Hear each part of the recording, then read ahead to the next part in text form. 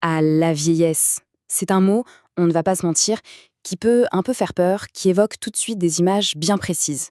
Mais, et si toutes ces images, en fait, étaient fausses? Aujourd'hui, on va essayer de déconstruire un peu ces mythes et de découvrir ce qu'est vraiment le vieillissement. Et pour ça, on va s'appuyer sur la science. Alors, la grande question, à partir de quand on est vieux? Est-ce que ça arrive d'un coup? Un anniversaire précis, genre 65 ans, 75 ans?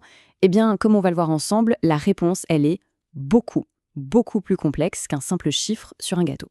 Parce qu'en réalité, il n'existe pas d'âge biologique fixe pour la vieillesse. C'est pas comme un interrupteur qu'on bascule sur off, non. C'est un processus très graduel. C'est le résultat en fait de l'accumulation de tout un tas de petits dommages dans nos cellules au fil du temps. D'ailleurs, ce phénomène a un nom, ça s'appelle la sénescence, et ça a tendance à s'accélérer après 45-50 ans. C'est donc vraiment une lente progression, pas un événement soudain. Ok, alors, pour y voir un peu plus clair, commençons par les bases, par la définition. Qu'est-ce que nous disent les mots et surtout qu'est-ce que nous dit la science sur cette dernière grande étape de la vie? La définition, elle est assez simple en soi. La vieillesse, c'est la dernière période de la vie d'un être humain. Elle est caractérisée par quoi? Eh bien, par un ralentissement général des fonctions de l'organisme. Ça arrive juste après ce qu'on a l'habitude d'appeler l'âge mûr. Et là, c'est important de faire la différence entre deux termes qu'on confond souvent. D'un côté, il y a la gériatrie. La gériatrie, c'est simple, c'est la branche de la médecine qui s'occupe des maladies des personnes âgées. Et de l'autre, on a la gérontologie. Ça, c'est beaucoup, beaucoup plus large. C'est carrément l'étude scientifique de tous les aspects du vieillissement, que ce soit biomédical, socio-économique ou même culturel. Très bien, maintenant qu'on a posé les bases, allons voir ce qui se passe à l'intérieur de nous. Concrètement, comment est-ce que notre corps se transforme avec les années? C'est une sorte de voyage biologique, en fait. Et on va commencer par le centre de commandement de tout notre corps, le système nerveux. C'est là que de nombreuses modifications s'opèrent.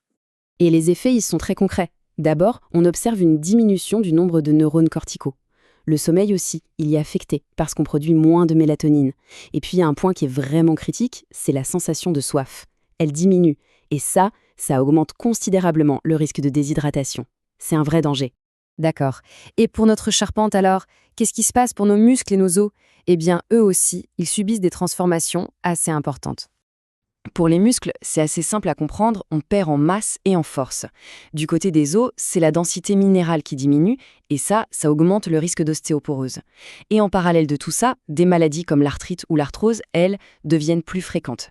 Résultat, des gestes tout simples du quotidien peuvent devenir vraiment compliqués.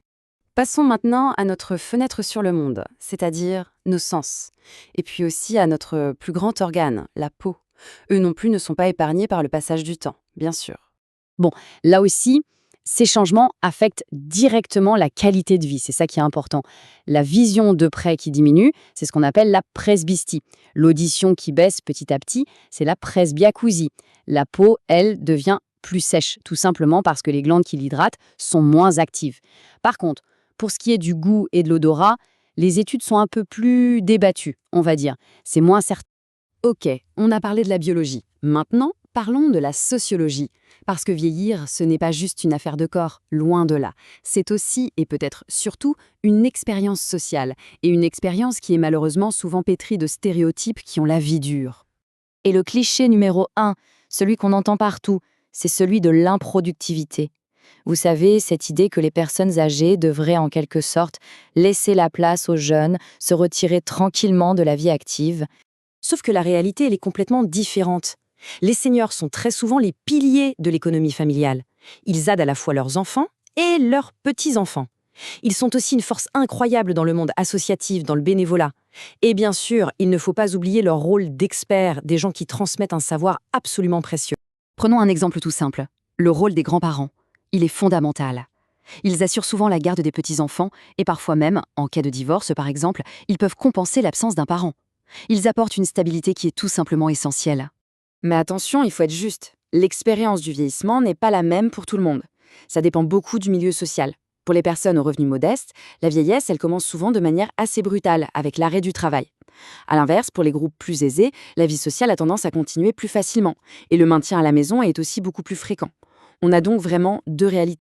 Tiens, regardons un peu ce qui se passe ailleurs, comment d'autres sociétés s'organisent. Le modèle allemand, par exemple, est super intéressant à étudier parce qu'il repose massivement sur la famille.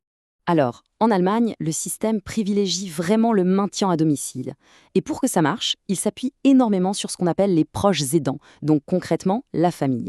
Le résultat est assez parlant. Près de la moitié des personnes dépendantes sont aidées uniquement par leurs proches. Et au final, seul un quart d'entre elles vit dans un établissement spécialisé. Bon, maintenant, il faut qu'on aborde un aspect plus sombre, mais qui est absolument essentiel. Ce sont les défis psychologiques, les défis émotionnels auxquels certaines personnes âgées doivent faire face. Ce chiffre, il est brutal. Le taux de suicide chez les personnes de plus de 75 ans est 3 fois plus élevé que chez les 15-44 ans. 3 fois. C'est une statistique qui nous oblige vraiment à regarder la réalité en face. Parce que derrière ces chiffres, il y a une souffrance immense. Et il est impératif qu'on essaye de comprendre les raisons qui peuvent pousser quelqu'un à un tel niveau de désespoir. En fait, il y a plusieurs facteurs qui peuvent expliquer ce drame. Il y a d'abord la peur de perdre son autonomie, de ne plus pouvoir se débrouiller seul. Il y a le choc terrible de la perte de son conjoint ou de sa conjointe. Et puis, il y a cette angoisse profonde de devoir quitter sa maison pour aller dans une institution. Toutes ces angoisses, quand elles se combinent, eh bien, elles peuvent devenir insupportables. Alors pour conclure, voilà une question sur laquelle réfléchir. Le vieillissement, le processus biologique, ça, c'est inévitable, on est tous d'accord. Mais la manière dont on le vit, la manière dont on l'intègre dans notre société, ça, c'est une construction sociale. C'est une histoire qu'on écrit tous ensemble, collectivement. La vraie question, c'est donc de savoir comment est-ce qu'on veut écrire le prochain chapitre de cette histoire.